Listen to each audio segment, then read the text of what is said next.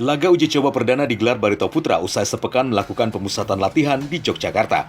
Dari video rekaman yang diunggah kanal YouTube Mbah Dal TV, dalam uji coba pertama ini Barito menjamu tim Diklat Merdan Indonesia dari Banjarnegara, Jawa Tengah.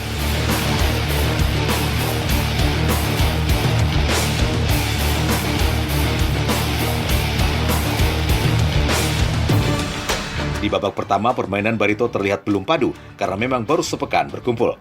Serangan dibangun dari kedua sayap untuk melepaskan ancaman ke gawang lawan. Beberapa kali, upaya tendangan spekulasi dilakukan dari tengah lapangan.